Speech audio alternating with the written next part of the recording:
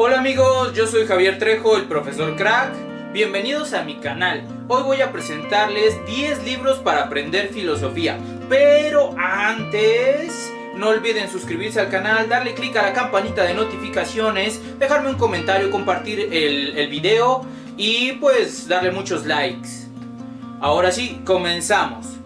Los libros que les voy a compartir hoy son libros que están basados en el plan de estudio de filosofía. La filosofía como tal se estudia en una línea de historia y por eso vamos a comenzar en orden cronológico y ya después vamos a llegar a libros muy contemporáneos. Comenzamos con los presocráticos. Este libro de los presocráticos es de Angelo Alteri y este en realidad es como que ustedes pueden utilizar varios libros de presocráticos, no específicamente este. Pueden utilizar los que están en Gredos, que la mayoría de los libros de filosofía antigua, clásica, griega sobre todo, están en Gredos, en unas ediciones increíbles, que pueden ser bilingües o incluso trilingües, es decir, latín, griego y español, dependiendo de la obra y de el autor.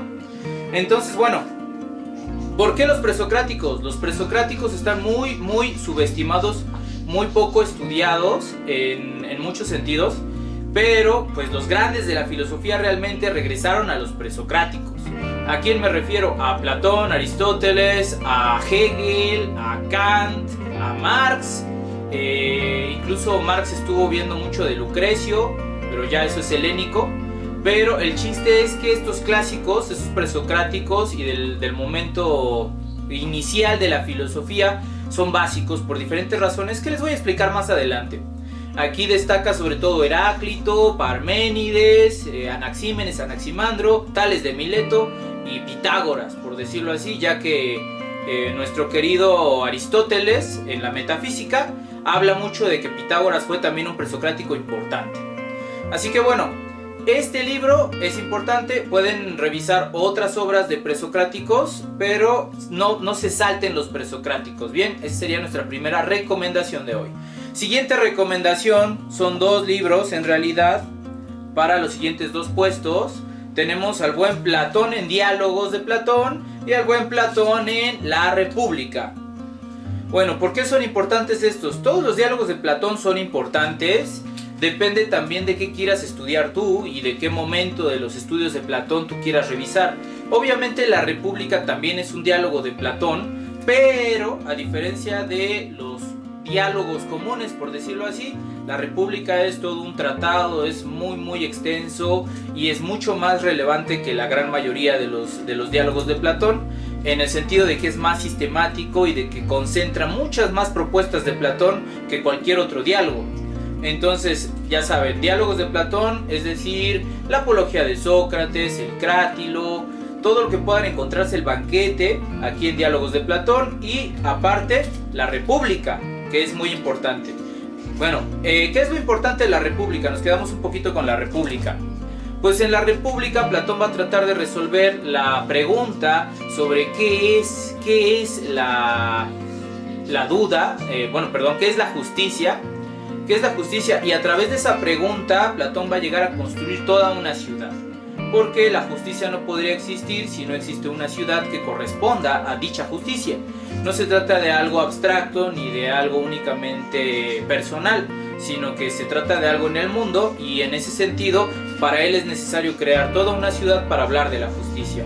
Y dentro de esta creación de la ciudad, Platón va a plantear muchísimas cosas importantes, como puede ser la estructura social, el problema de la familia, lo que es el gobierno como tal, la seguridad de la sociedad, también cómo va a funcionar este país dependiendo de su economía, su guerra, la parte bélica, si va o no a tener contacto con otras ciudades de los alrededores, e incluso plantea una epistemología y una pedagogía basada en las ideas de cómo debe de ser un filósofo, que el filósofo debe ser también el guardián, y en las ideas de cómo el mundo está hecho en una condición de apariencias y que para llegar a la realidad, a la verdad, que para él es ideal, se tiene que avanzar a través de la razón y el diálogo, lo que sería la dialéctica platónica, que es muy importante.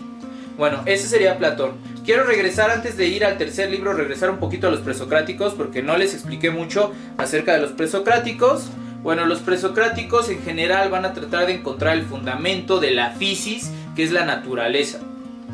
Entonces van a buscar ese fundamento de la naturaleza en cuestiones naturales, como pueden ser los elementos, ya sea el fuego, la tierra, el agua, el viento, o incluso otras cosas más abstractas, otros conceptos más abstractos, como puede ser el nous, que es el fundamento, la esencia, el arjé, y diferentes concepciones de este tipo. Los números, por ejemplo, que son para los pitagóricos, también son principios del universo.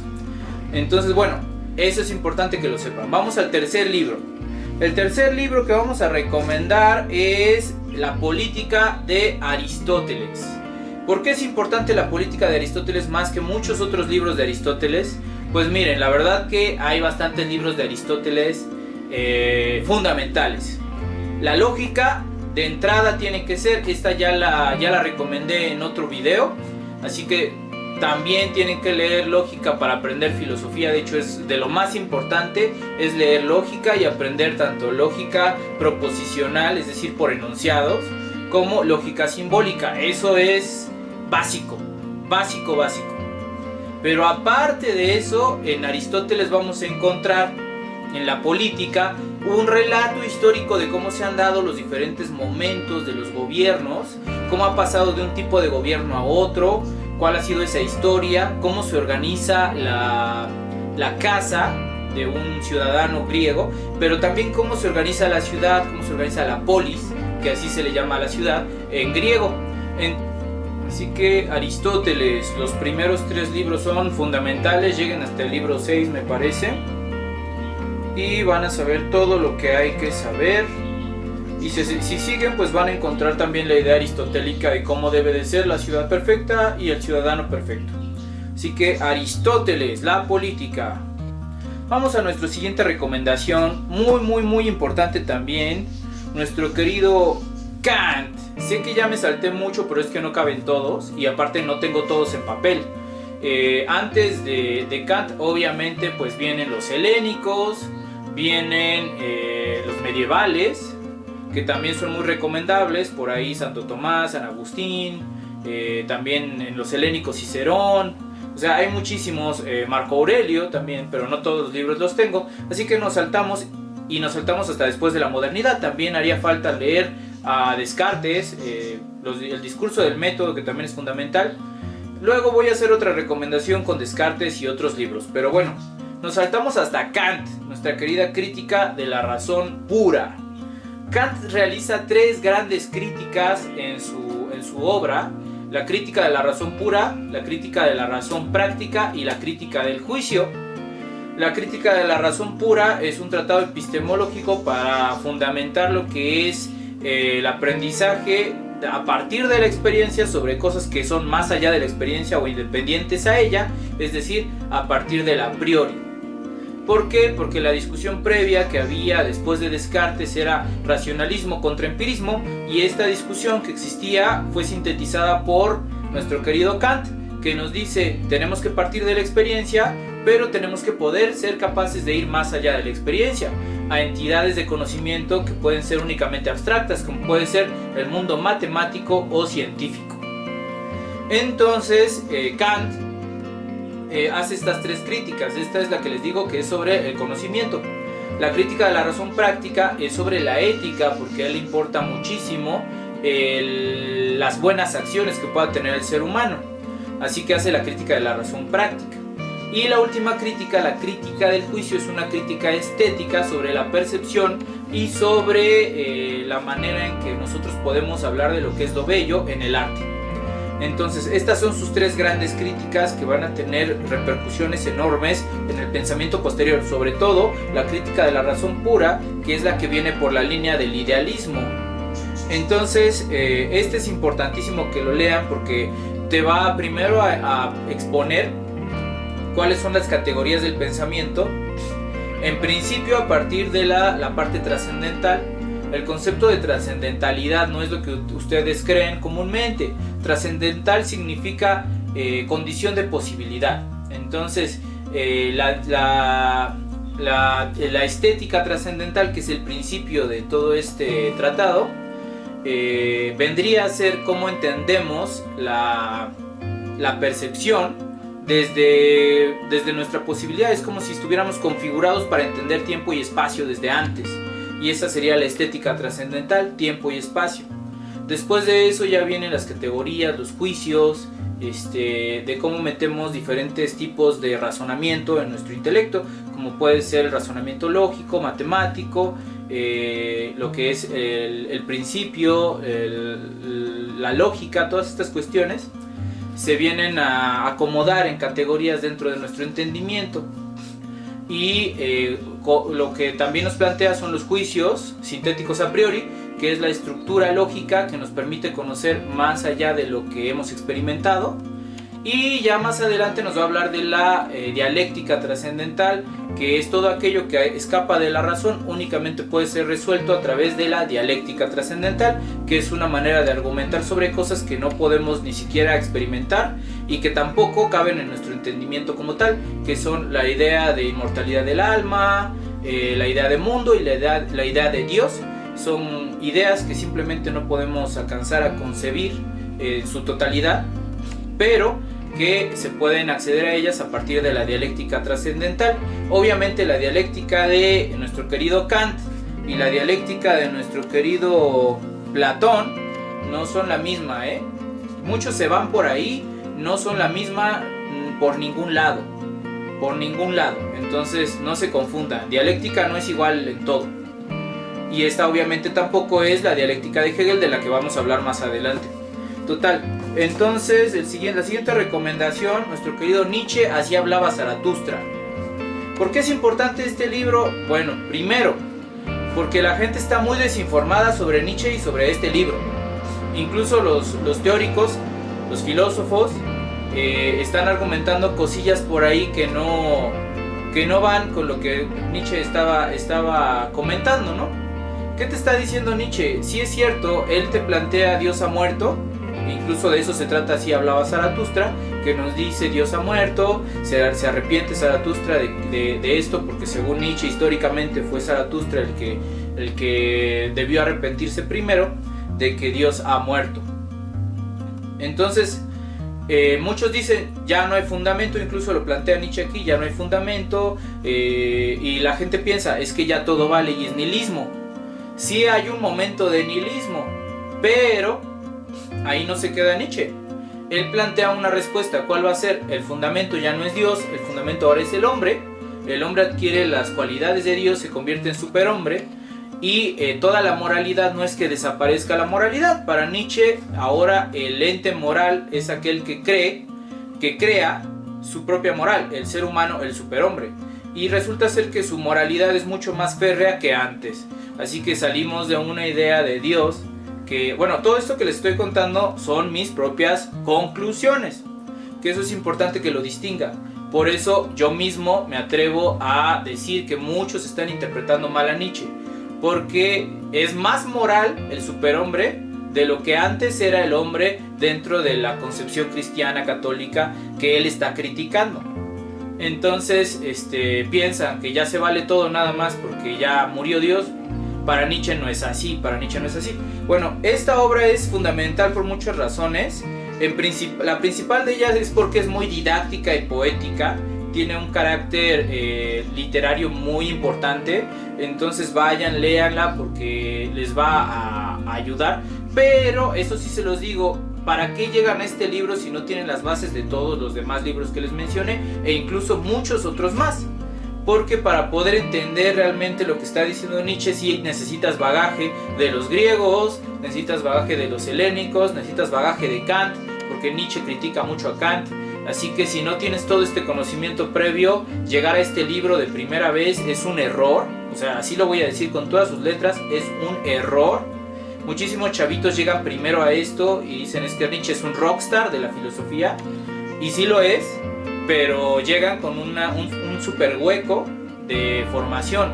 Por eso les estoy planteando toda la historia de la filosofía, o al menos la mayoría de los puntos importantes que tengo yo en libro físico, para que ustedes entiendan que se trata de una historia. Se comienza desde un principio, se estudia hasta cierto punto cada autor y se llega cada vez más adelante en la filosofía, y que necesitas el bagaje previo para entender los siguientes textos. Ahora, otra obra de Nietzsche súper importante que es necesario que la tengan leída es Sobre verdad y mentira en sentido extramoral. Créanme que si toda la obra de Nietzsche se perdiera y solamente quedara Sobre verdad y mentira en sentido extramoral, se habría salvado una de las cosas más importantes que nos dice Nietzsche. Entonces ese léanselo también, y está cortito. También necesitan el bagaje, pero está un poquito más claro que Así habló Zaratustra. Bueno, entonces esta es la recomendación de la obra de Nietzsche. Sí, léanlo, pero hagan lo que les estaba comentando, ¿no? Bagaje previo, no es como que ya voy a entender a Hegel, por ejemplo, que es el que sigue, ya lo voy a entender sin haber leído Aristóteles, pues obvio que no. Además, uno de los más difíciles de leer es Hegel. Este libro es muy importante para mí, me lo he llevado a todas partes, es la Fenomenología del Espíritu. Miren, hasta le puse notas por acá y tiene muchos subrayados y cuestiones, ¿no? Notas, subrayados, páginas separadas. Bueno, yo no soy hegeliano, tampoco vayan a creer, simplemente lo leo porque sé que es un tema muy importante. Y para empezar, porque en este libro Hegel ya está haciendo uso del método dialéctico. El método dialéctico él lo había planteado en lo que es la ciencia de la lógica, una obra monumental que él hizo sobre el pensamiento y la estructura del pensamiento. Y en la Fenomenología del Espíritu él va a decir que este libro es el desarrollo del espíritu conociéndose a sí mismo, es decir, la razón lógica convirtiéndose en materialidad histórica para poderse definir a sí misma y llenarse de contenido y conocerse a sí misma, es decir, como vivir, ¿no? La vida del pensamiento. Y aquí es donde él nos va a hablar del método dialéctico hegeliano, que posteriormente va a ser el mismo método de Marx con algunas modificaciones, y hasta la actualidad ya se está perdiendo últimamente el método dialéctico. Sin embargo, no deja de ser vigente en muchísimos sentidos. Quien te suele decir es que es una reducción el pensar dialécticamente es porque no entiende el método por ningún lado. El método dialéctico es un método móvil, cambiante, mutable e indefinible, en un sentido de que no se puede quedar quieto. Es una estructura del desarrollo, entonces no es una cosa quieta. No puede ser una cosa quieta. Se puede seguir desarrollando el método, pero no se puede quedar estático, ni siquiera se puede eliminar, porque tú no puedes eliminar la naturaleza. La naturaleza, según Hegel, según incluso otros filósofos, Hegel sacó el método dialéctico de los presocráticos, justamente de Heráclito, que hablaba sobre el movimiento perpetuo, el fuego, sobre estas cuestiones de que todo cambia. Entonces el método dialéctico de Hegel pues simplemente está en la naturaleza. Cuando nos dice la semilla no es el árbol y el árbol no es el fruto, pero en el fruto viven la semilla y el árbol. Ahí está, no puedes quitarle la dialéctica a la naturaleza ni decirle a la naturaleza ya está superada tu dialéctica, obviamente no. El agua, todo lo natural se mueve dialécticamente, y lo que descubrió Hegel es que todo lo intelectual también, a través de agrupación de desempeños que llegan a transformaciones e inflexiones. Entonces esto es bien importante que lo aprendan. Si están por ahí muy embobados con algunos posmodernos deterministas, agárrense un buen proceso dialéctico con Hegel, con la escuela de Frankfurt, con Marx, con incluso por ahí está Lefebvre, que también tiene mucho de dialéctica y que ya no es de la misma tradición filosófica, sino que es un sociólogo urbano. Entonces revisen, porque sí es muy necesario comprender estos problemas y esta manera de pensar, porque la realidad se mueve de esta manera. Entonces, bueno, y no es el único método, ¿no? No estoy diciendo que solo esto y que sea la salvación, claro que no, porque después también vienen temas de complementación de estas ideas. Una de las cosas más comunes en filosofía, y que ustedes tampoco deben de hacer caso, es cuando te dicen esta filosofía ya está superada. Por eso les digo, método dialéctico, ¿cuál superado? No, nada está superado, nada. Créanme, seguimos en las cavernas, el ser humano todavía no aprende nada. De todo lo que se ha dicho, no se ha aplicado ni un 1% de lo que decían los estoicos, por ejemplo, de lo que decían los estoicos, de lo que decían los hedonistas, lo que era nuestro querido Epicuro. Ni siquiera se entiende correctamente lo que planteó Epicuro. Entonces, esta idea académica, cuando ustedes conozcan a alguien que dice eso ya está superado, no le hagan caso, no le hagan caso. Ni siquiera aunque sea nuestro querido Marx. Marx en algún momento sí dice la dialéctica de Hegel está equivocada. ¿Por qué lo dice? Porque él dice, la dialéctica de Hegel se planteaba hacia lo ideal y lo que hay que plantear es hacia lo material. Y es verdad, Hegel tomaba en cuenta lo material, pero como una mediación para llegar a lo ideal. Y en el caso de Marx, pues vamos a encontrar que lo material es la finalidad, el principio y el fin del método dialéctico. Les recomiendo este libro de Marx, que es Manuscritos Económico-Filosóficos de 1844, que son en realidad los cuadernos de Marx que hizo sobre economía, política, sobre sociología y sobre filosofía. La última parte es sobre nuestro querido Hegel. La última parte sobre Hegel. Y la parte sociológica en realidad viene muy marginal, viene tocada muy marginal, pero sí se toca en algún sentido. Entonces, estas son sus notas que él hizo, y si ustedes entienden estas notas, pues es como una introducción para El Capital, que es su gran obra que él hizo. Así que aquí pueden entender en la mayoría las bases para poder entrarle al tema de Marx. Este tema de Marx es bien fundamental porque ahorita está mal visto, porque ahorita está el tema de que el comunismo, que el capitalismo y que la manga del muerto y todo es habladurías y nadie se está en el sentido de que mucha gente, sobre todo en Estados Unidos, agarran no que socialismo, no que comunismo, no que Marx el diablo. ¿Cómo crees?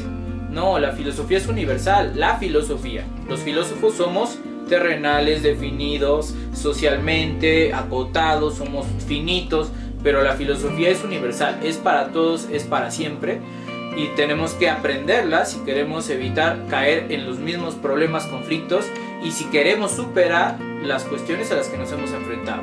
Entonces es importantísimo que lo lean a Marx para entender. ¿Quién sí leyó bien a Marx? Los capitalistas, los empresarios.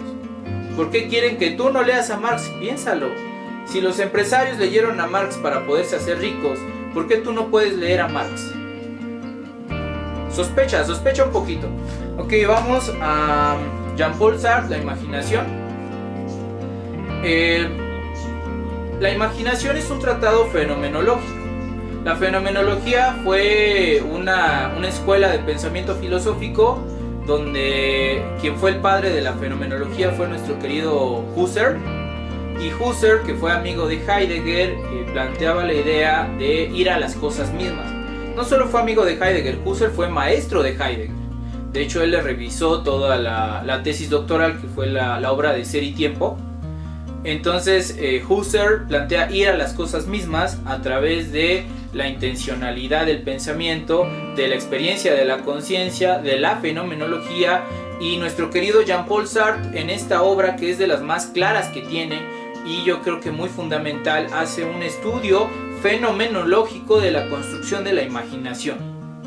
Así que si tú quieres leer un Sartre, un Jean-Paul Sartre que sea un poquito más aterrizado en el problema filosófico, que no es como tal el existencialismo, o sea, esto no es existencialismo.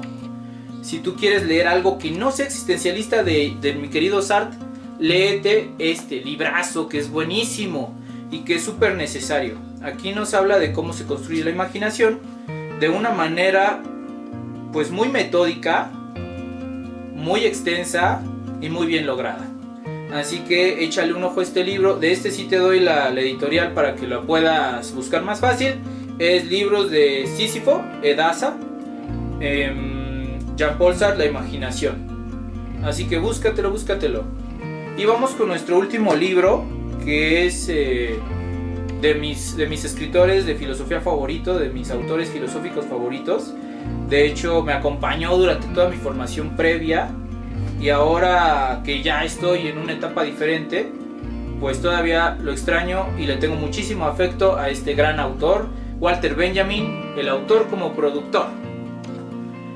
Este libro nos habla sobre cómo a través de la escritura, de literatura, se puede influir, es decir, a través de la escritura de obras, se puede influir en la motivación para que otros se conviertan en escritores y en autores, y que esto en sí mismo ya sería una manera de sabotear el sistema social capitalista.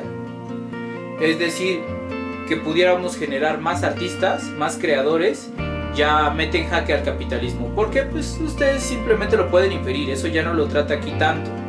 Pero si ustedes le ponen un poquito de seso, pues van a darse cuenta de que si todos nos convertimos en creadores, ya no hay una privatización del entretenimiento, ya no hay una privatización de las ideas, no hay una privatización de los productos culturales, o sea, no hay un cerco económico donde te digan esto sí, esto no. Incluso pierde sentido los derechos de autor, porque si todos son autores, entonces ahí ya no hay tanto rollo de te estoy robando, no te estoy robando.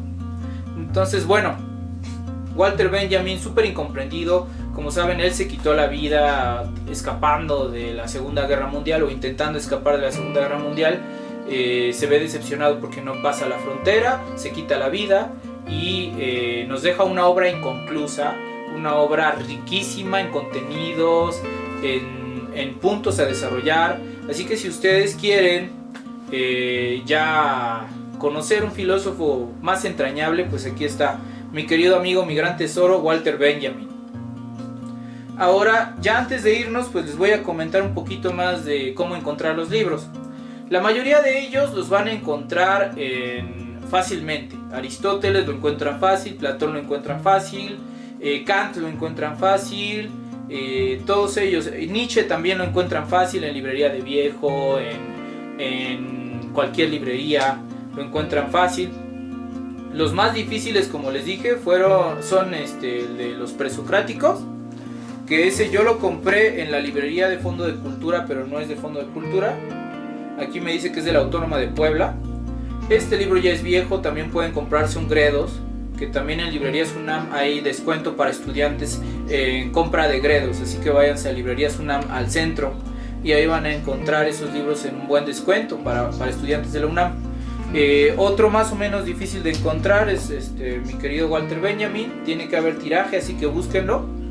Este está en Ítaca. Y el otro que les decía que es el más difícil, me parece, es Jean-Paul Sartre, La Imaginación.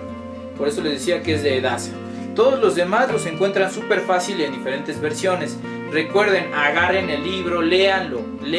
Y si no le entienden claro, si les parece que hay algunas cosas como extrañas, no compren esa versión, busquen otra versión. Recuerden, cuando ustedes agarran un libro de un griego y dice vosotros, nada que ver. Los griegos no hablaban así. Agárrense uno al que le puedan entender y que no ande con jerga que no tiene nada que ver, ¿ok? Revísenlo. Hay muchísimas editoriales que trabajan estos títulos. Está Losada, está Tomo, está también Alianza, y hay diferentes versiones. Revisen hasta que encuentren una a la que le puedan entender. Y bueno, por último me despido. Yo estoy muy agradecido con ustedes, todos los que me han seguido en YouTube. Estoy muy agradecido. Disculpen que no he subido video tan seguido, es que he estado súper ocupado con el doctorado. Los quiero mucho, les mando un abrazo. Recuerden suscribirse al canal, compartir y todo lo demás. Chao, yo soy Profesor Crack. Hasta la próxima.